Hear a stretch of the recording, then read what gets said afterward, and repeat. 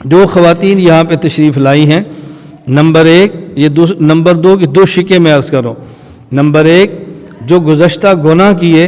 وہ ساری کی ساری مائیں اور بہنیں اور بیٹیاں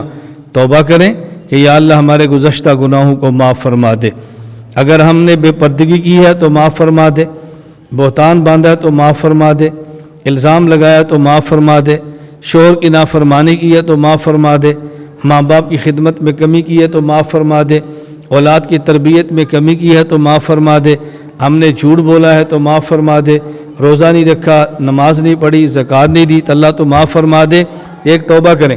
اور آئندہ کا یہ فیصلہ کریں کہ ہم انشاءاللہ اب گناہ نہیں کریں گے، اور اگر کبھی گناہ ہو گیا تو فوراً توبہ کریں گے۔ نمبر تین، اجتماع میں آنے والی خواتین اپنا ذہن بنائیں، جو آپ نے بالغ ہونے کے بعد ابھی تک نمازیں نہیں پڑھیں، واپس گھر جائیں، ان نمازوں کو لٹائیں، ان نمازوں کو قضا کریں۔ اس کا طریقہ یہ ہے کہ اپنا ایک ذہن بنا لیں کہ مثلاً 13 سال کی، 14 سال کی، 15 سال کی تھی جب بالغ ہوئی ہے، اب اس کی عمر 50 سال بنتی ہے، تو ذہن بنائے کہ میرے ذمہ 35 سال کی نمازیں ہیں اگر میں نے نہیں پڑھی، اور اگر کچھ پڑھی ہیں کچھ نہیں پڑھی تو یاد نہیں، تو پھر یہ نیت کر لیا کریں کہ میرے ذمہ جتنی نمازیں ہیں میں فجر کی پہلی ادا کرتی ہوں، میرے ذمہ جتنی ہے اس میں سے میں ظہر کی پہلی، پھر عصر مغرب عشاء، پھر فجر ظہر عصر مغرب عشاء، اور جب عشاء کی نماز قضا کریں اس میں 4 فرض بھی قضا پر پڑھیں اور 3 وتر بھی پڑھیں، اس کا بھی خیال کریں۔ نمبر 4، اگر آپ کے گھر میں بڑی اماں، بڑے والد دنیا سے جا چکے ہیں اور ان کی نمازیں رہ گئی ہیں تو اس کے فدیے ادا کریں، اور ایک نماز کا فدیہ ایک صدقۃ الفطر کے برابر ہے۔ آج کے دور میں آپ 100 روپیہ سمجھ لیں، اور روزانہ 6 فدیے، فجر، ظہر، عصر، مغرب، عشاء کے فرض اور عشاء کے وتر، ایک دن کے 600 روپیہ بنتے ہیں، اس کا خیال کریں۔ ہماری مائیں اور بہنیں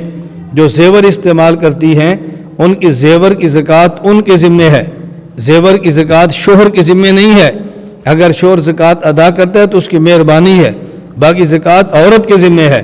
اگر اپنے زیور کی زکوٰۃ ادا نہیں کر سکتی تو زیور کو بیچ کر مدرسے پر لگا دو، کسی غریب پہ لگا دو، کوئی اور چیز لے کر آ جاؤ، کسی کام پہ لگا دو، اپنے پاس مت رکھو۔ اور اگر زیور کو رکھنا ہے تو زیور کی زکوٰۃ ادا کریں، اور جب سے کوئی عورت زیور کی مالک ہے اگر اس نے زکوٰۃ ادا نہیں کی، اتنے سالوں کی زکوٰۃ ادا کرنا اس کے ذمے ہے۔ ہمارے علم میں بعض ایسی خواتین ہیں کہ آپ یقین فرمائیں کہ زیور لیا اور زکوٰۃ ادا کرتے کرتے کرتے زیور تھوڑا سا رہ گیا۔ میں نے کہا جب تم نے پاس رکھ کے ہر سال زکوٰۃ ہی ادا کرنی تھی تو اس سے بہتر تھا کہ سارا زیور ہی صدقہ کر دیتی، پوری زندگی جو تم نے زکوٰۃ ادا کرنی ہے اس کا بہت زیادہ خیال فرمائیں۔ اسی طرح جو ہمارے یہاں خواتین تشریف لائی ہیں توجہ رکھیں، وہ جو بیعت کرنا چاہیں وہ بیعت کریں۔ بیعت کا طریقہ جو کلمات میں کہہ دوں گا وہ کلمات اپنی زبان سے کہتی چلی جائیں، بس یہی ان کی بیعت ہوتی ہے۔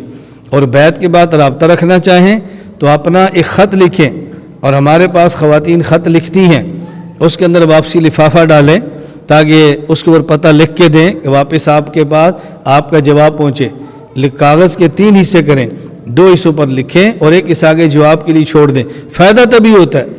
مکمل فائدہ تبھی ہوتا ہے، وگرنہ معمول کے مطابق بیعت کر لیں، کلمات توبہ بھی کہہ لیں اور اذکار بھی زندگی بھر جاری رکھیں۔ بعض لوگ ایسے ہیں کہ بیعت کر لیتے ہیں اور زندگی بھر دوبارہ رابطہ نہیں ہوتا، اور ایک سبق پکا باندھ لیں، بھئی ہم نے گناہ نہیں کرنا، گناہ ہو گیا تو توبہ کریں گے، اور جو ہمیں باتیں پڑھنے کے لیے بتائیں پڑھتے رہیں گے، اسی طرح موت آ جائے انشاءاللہ اللہ کی ذات سے امید رکھنی چاہیے کہ اللہ کریم نجات عطا فرما دیں گے۔ لا الہ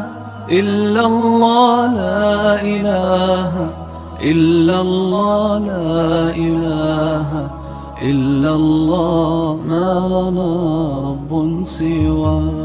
لا الہ الا اللہ، لا الہ